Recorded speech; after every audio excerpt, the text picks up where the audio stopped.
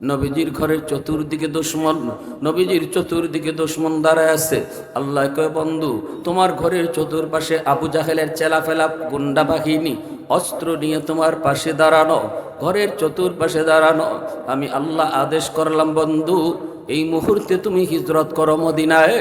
নবী কয়, মালিক যাব কেমন করে, দুশমন তো ঘরের চতুর্দিকে দাঁড়ানো। আল্লাহ কয়, এক মুষ্টি বালি হাতে নিয়ে উড়াইয়া মারো। নবী কয়, মালিক সামনে মারলে পরে পিছনের দুশমন বেঁচে যাবে, পিছনে মারলে সামনের দুশমন বেঁচে যায়, ডানে মারলে বামের দুশমন বেঁচে যায়, বামে মারলে পিছনের দুশমন বেঁচে যায়। আল্লাহ কয়, বন্ধু বালি মারা তোমার কাম, সবগুলি দুশমনকে অন্ধ বানায় দেওয়া আমি আল্লাহর কাম। নবীজি কয়, আলী ও আলী, আমার বিছানায় শুয়ে পড়ো, চাদরের নিচে শুয়ে পড়ো। ওরা আমি ঘুম থেকে না উঠলে আমাকে মারবে না, সিদ্ধান্ত নিয়েছে ঘুমন্ত অবস্থায় আক্রমণ করবে না। তুমি আমার চাদরের নিচে ঘুমিয়ে পড়ো, কারণ দুশমনের কিছু আমানত আছে আমার কাছে, আমানতগুলি তুমি বুঝে রাখো। আমি যাবার পরে আমানতটা বুঝাই দিয়ে দিও, নইলে আমি গেলে পরে কইব মুহাম্মদ আমাদের আমানত নিয়ে চলে গেছে। নবীজি এই কঠিন মুহূর্ত আমানতের গুরুত্ব নবী বুঝায় গেছেন।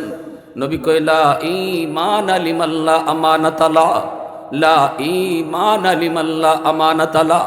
আমানতদারি যার নাই ঈমান নাই, আমানতদারি যার নাই ঈমান নাই। নবী তিনবার বলেছেন। নবী কয়, আলী আমানতের চার্ট তুমি রাখো, এই যে লিস্ট আছে, এই যে লিস্ট আছে, অমুকের ইডা, অমুকের হিডা, অমুকের ইডা, এই লিস্ট অনুযায়ী আমানত ফিরাইয়া দিও। মক্কার বেদিন বেঈমান কাফের গুলি নবীকে মানত না। আমার নবীর দুশমন কিন্তু গুরুত্বপূর্ণ জরুরি আর মূল্যবান জিনিসগুলা নবীর কাছে আমানত রাখত। স্বামী স্ত্রীকে এতটা বিশ্বাস করত না, নবীকে যতটা বিশ্বাস করত।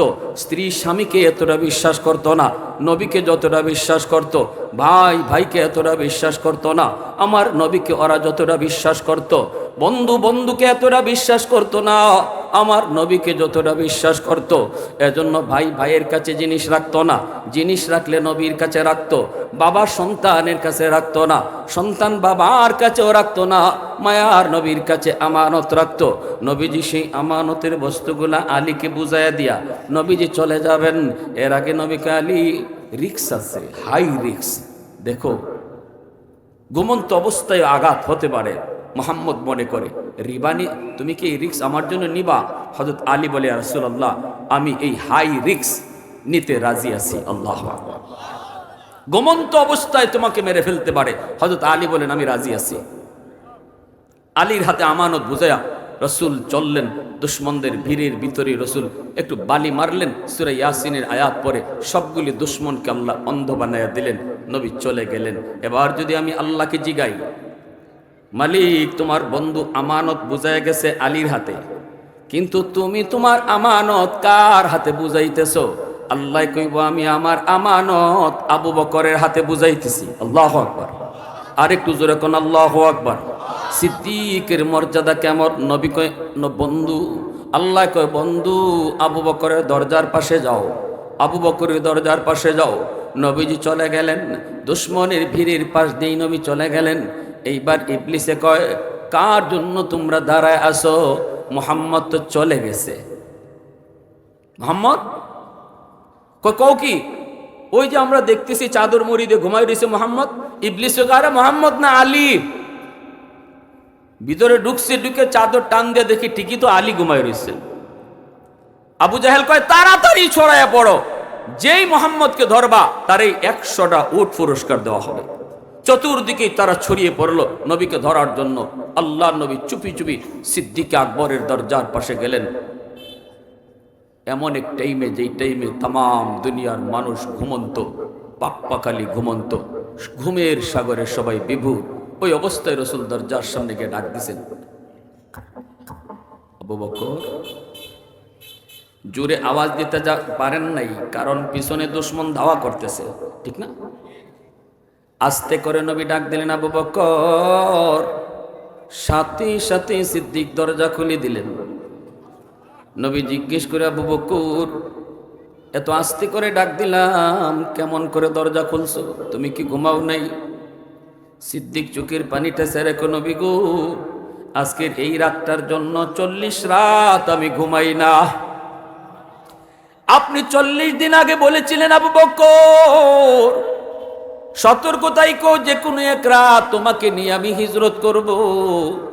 ইয়া রাসূলুল্লাহ, ওই দিন থেকে আজও পর্যন্ত কোনো রাত আমি বিছানায় পিঠ লাগাই না। দরজার পাশে দাঁড়ায় দাঁড়ায় সারা রাত কাটায় দিই।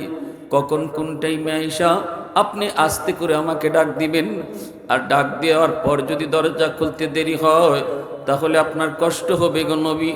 এজন্য দরজার পাশে দাঁড়ায় দাঁড়ায় রাত কাটায় দিই। নবীজি চোখের পানিটা মুছলেন। এইবার নবীজি বলেন, চলো। দুইজন বের হয়ে গেলেন।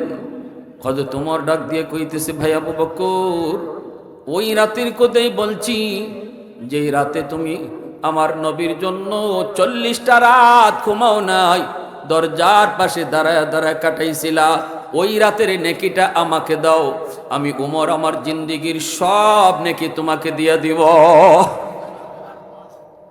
এই সেই গারে সুর, এই সেই গারে সুর, পাহাড়ের উপরে সেই গুহা। আবু বকর সিদ্দিক আমার নবীকে নিয়া ওই জায়গায় তিনি হাজির।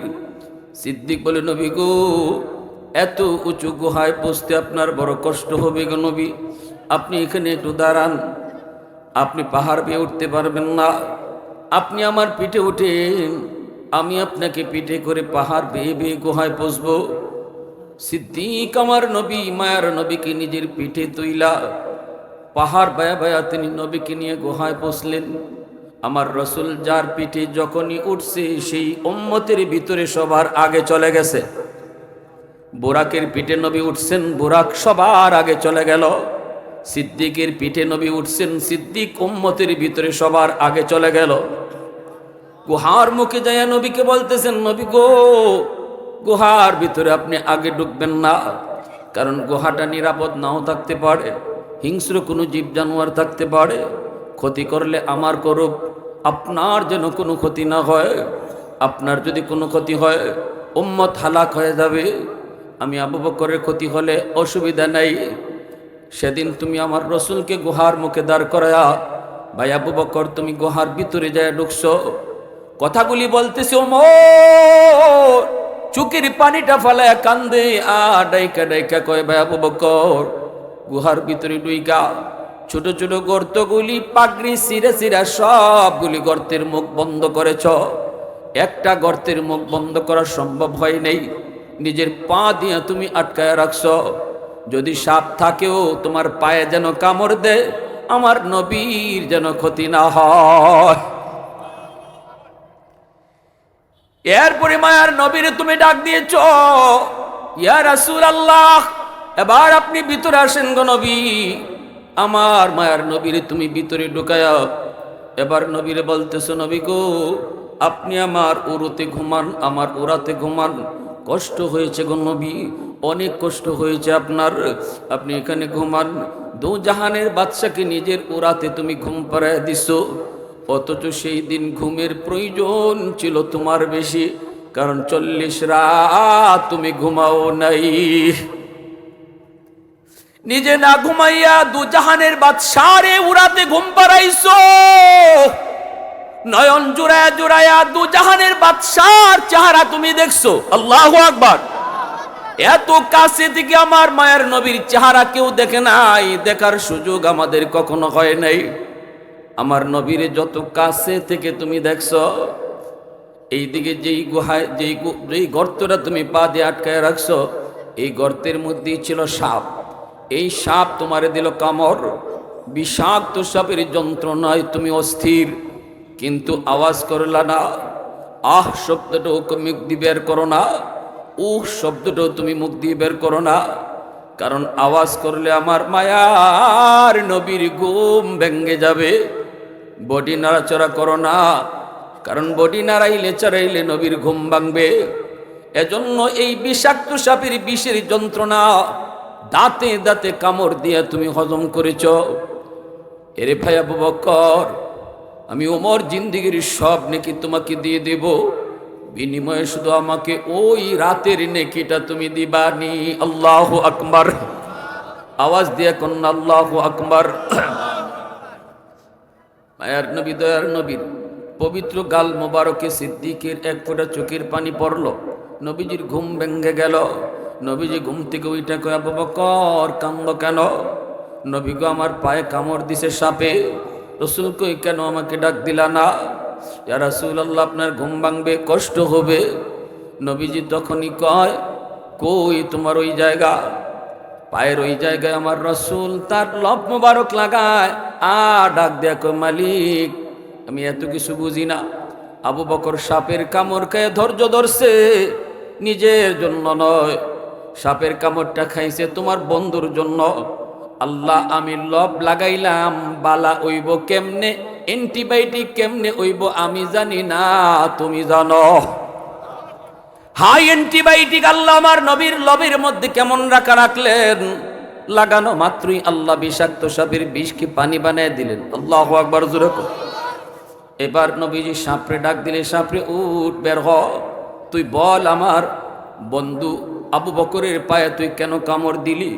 সাথে সাথে আল্লাহ সাপের জবান খুলে দিছে। সাপে আওয়াজ দেয়া কই, নবী গো মাপ চাই, ইচ্ছা করে কামড়টা দেই নাই গো নবী, অপারগ হয়ে, আমি ইচ্ছা করে না নবী গো, নিরুপায় হয়ে কামড় দিয়েছি। ইয়া রাসূলুল্লাহ, আজকের এই রাতটার জন্য, এক নজর আপনাকে দেখার জন্য আমি আমার বাড়িঘর সাইরা এই গুহায় আশ্রয় নিয়েছি, শুধু আপনাকে দেখার জন্য। এই গুহা আমার বাড়ি ছিল না, আমার বসবাসের জায়গা ছিল ওই যে খেজুর বাগান। ওই খেজুর বাগানে আমি সাপটা থাকতাম। আমি খেজুর বাগানের পাশ দিয়ে দুইজন তাওরাত কিতাবের পণ্ডিত যায়, একজন আরেকজন দেখো, দোস্ত ওই যে দেখো একটা গুহা দেখা যায়, এই গুহাটার কথাই আল্লাহ তাওরাত কিতাবের মধ্যে উল্লেখ করেছেন। এই গুহাটার নাম হলো গার সূর। এই গুহায় আখিরি নবী হিজরতের রাতে অবস্থান করবেন। ওগো নবীজি, আমি তাদের কথাটা শুনে ফেলেছি। আল্লাহু আকবার জোরে বলেন। ওই দিন থেকে আমি সাপ নিয়ত করেছি, না আমি আর এখানে থাকবো না। যেই নবীর উসিলায় আল্লাহ কায়নাত বানাইলো, রহমতের নবী, মায়ার নবী, ওই নবীর চেহারা দেখতে হলে আমাকে গুহায় থাকতে হবে। আল্লাহু আকবার। নিজের বাড়ি ঘর সাইরা, এলাকা সাইরা গুহায় অবস্থান নিয়েছি, শুধু এক নজর আপনাকে দেখব। দীর্ঘদিন অপেক্ষায় ছিলাম, বেশি দূরও খাইতে যাই না, অল্প কোথাও কিছু পাইলে চলে আসি দ্রুত, কখন আপনি আবার চলে যান। আমি তো এখানে কষ্ট করে আসি, শুধু এক নজর আপনাকে দেখব। আমার দীর্ঘদিনের মনের আশা আজকে পূরণ হতে চলেছে, কিন্তু আপনার বন্ধু আবু বকরের পায়ের কারণে বের হতে পারি না। বের হওয়ার আর কোনো রাস্তা নাই, আর কোনো রাস্তা নাই। অপারগ হয়ে আমি সিদ্দিকের পায়ে কামড় দিয়েছি। ইয়া রাসূলুল্লাহ, আমাকে মাফ করেন। এই কথাগুলি উমর বলতেছে আর চোখের পানি ফেলায় কাঁদতেছে। উমর বলতেছে, ভাই আবু বকর, আমি তো ওই রাতের কথা বলছি, যেই রাতে সাপের কামড় খাইয়াও তুমি হজম করেছো। দুজাহানের বাদশাহ তোমার ও রাতে ঘুমাইতেছে, নবীর ঘুম যেন না ভাঙ্গে। আমি উমর জীবনের সব নেকি দিয়া দিব, সব নেকি দিয়া দিব, আমাকে শুধু এই একটা রাতের নেকি দিয়া দাও। সিদ্দিক তখন ডাক দেয়া কয়, ভাই উমর, ওই রাতে আমার কেমন নেকি হয়েছে আমি নিজেও জানি না, চলো আমরা আল্লাহর নবীর কাছে যাই। নবীর কাছে যাই, যায় জানি একটু কেমন নেকি হয়েছে। দুজন চলে আসলেন নবীজির কাছে। আসার পরে নবী কই, কি ব্যাপার? সিদ্দিক বলে, নবী গো, আমরা দুইজন জীবনের নেকি বদলা বদলি করতে চাই, কিন্তু কেমনে করব গো নবী? ওমর তার জীবনের সব নেকি আমাকে দিতে চায়, আমার জীবনের সব নেকি চায় না, বিনিময়ে শুধু আমার এক রাতের নেকি চায়। আল্লাহর নবী বলতেছেন, কোন রাতের নেকি ওমরে চায়? সিদ্দিক বলে, নবী গো, যেই রাতে আমি আপনার সাথে হিজরত করেছিলাম গো নবী, ওই রাতের নেকিটা ওমর চায়, আর তার জীবনের সব নেকি আমাকে দিতে চায়। ইয়া রাসূলুল্লাহ, আমি নিজেও জানি না ওই রাতে আমার কি পরিমাণ নেকি হয়েছে আমি জানি না গো নবী, জানার জন্য এসেছি। আল্লাহর নবী তখন বলেন, তোমরা দুইজনই আমার শ্বশুর, আমি কার পক্ষে কইমু আর কার বিপক্ষে কইমু? দুইজন আমার বন্ধু, একজন ডাইন হাত আর একজন বাম হাত, কোন কথায় কার লাভ হয় কার লস হয়, অতএব আমি কিছু কইমু না। তোমরা তোমাদের বুদ্ধি দিয়ে বদলা বদলি করলে করো, না করলে নেই। কিন্তু যেই বিষয়টা তুমি জানতে চাও ওই রাতের নেকি কি পরিমাণ, সেটা আমি বলি আবু বকর। এ আবু বকর শুনো, ওই রাতের নেকি যদি এক পাল্লায় রাখা হয়, আর উমর সহ গোটা উম্মতের নেকি যদি এক পাল্লায় রাখা হয়, তুমি আবু বকরের ওই রাতের নেকি ভারী হয়ে যাবে। মুসলমানের আওয়াজ দিয়া কোন সুবহানাল্লাহ, আর হুজুরে সুবহানাল্লাহ। এই কথা শোনা মাত্রই সাথে সাথে সিদ্দিক বলে, ভাই আবু বকর, ভাই উমর, আমি নিজেও জানতাম না আমার অত নেকি ওই রাতে হইছে, আমি বদলাইতে রাজি না, বদলাইতে রাজি না। এজন্য আমার ভাই, নেকি কোন কাজে কতটা বেশি, কোন কাজে কেমনে আল্লাহরে বেশি খুশি করতে হয়, এগুলো আন্দাজ করে হয় না, এলেম লাগে। ঠিক কিনা জোরে বলেন? এলেম লাগে, এলেম লাগে। এজন্যই রাসূল কয়, ফাকিহুন ওয়াহিদুন আশাদ্দু আলা শাইতান মিন আলফি আবিদ। হাজার হাজার আবেদ যে আলেম না, তারে ধোঁকা দিতে শয়তানের এত কষ্ট লাগে না, একজন আলেমকে ধোঁকা দিতে শয়তানের যত কষ্ট লাগে। ঠিক না? হাদিসে রাসূল কইছে, আলেমের ঘুম আর আবেদের তাহাজ্জুদ সমান। জোরে কোন সুবহানাল্লাহ। আপনার সন্তান এই মাদ্রাসায় পড়তেছে, এলেম শিখতেছে, কিয়ামতের মাঠে আল্লাহ কইব, কই বাপ মারা আসো? নবীর বাপ মা এসে কইব, আল্লাহ আমি অমুক নবীর আব্বা, অমুক নবীর আম্মা। আল্লাহ কইব, আমি তো নবীর বাপ মারে খুঁজি না। সাথে সাথে আলেমের হাফেজের বাপ মা এসে কইব, আল্লাহ আমি অমুক হাফেজে কোরআনের মা, অমুক হাফেজে কোরআনের বাবা, অমুক আলেমের আম্মা। আল্লাহ বলবে, আমি তোমাকেই খুঁজতেছি। মান কারা আল কোরআন ওয়া আমিলা বিমা ফিহা উলবিসা ওয়ালিদাহু তাজান ইয়াউমাল কিয়ামা। এজন্য কিয়ামতের ময়দানে বাপ মার মাথায় পাগড়ি পরাইবেন আল্লাহ। সুবহানাল্লাহ জোরে বলেন। সন্তানের মাথায় পাগড়ি পরাইছে মানুষ, আর আলেমের বাপ মার মাথায় পাগড়ি পরাইবেন আল্লাহ নিজের হাতে। আল্লাহর হাতে পাগড়ি পরার ইচ্ছা কার কার আছে? একটু হাত উঠে আল্লাহরে দেখেন। আল্লাহ কবুল করো, জোরে কোন আমিন, আরো জোরে কোন আমিন। আমার ভাইয়েরা, বন্ধুরা, রাসূল কয়, হয় আলেম হও, নয় তালেবে ইলম হও, নয় আলেমদেরকে মহব্বত করো, নয় আলেমদেরকে সাহায্য করো। ফালা তাকুন খামিসা, 5 নম্বর দলে কেউ যাইও না। আমরা 4 দল জান্নাতি দল এখানে বসা আছি। একদল আলেম, আরেক দল তালেবে ইলম, আরেক দল আলেমদেরকে মহব্বত করে আইছেন, আরেক দল মহব্বতও করছেন, আবার সাহায্য করার নিয়তও আইছেন। ঠিক না? জোরে বলেন ঠিক না? আল্লাহ যেন আপনার আওলাদ থেকে হাফেজ আলেম বানায়, কিয়ামতের মাঠের জন্য আল্লাহ আপনার মাথায় নিজের হাতে পাগড়ি পরায়া দেয়।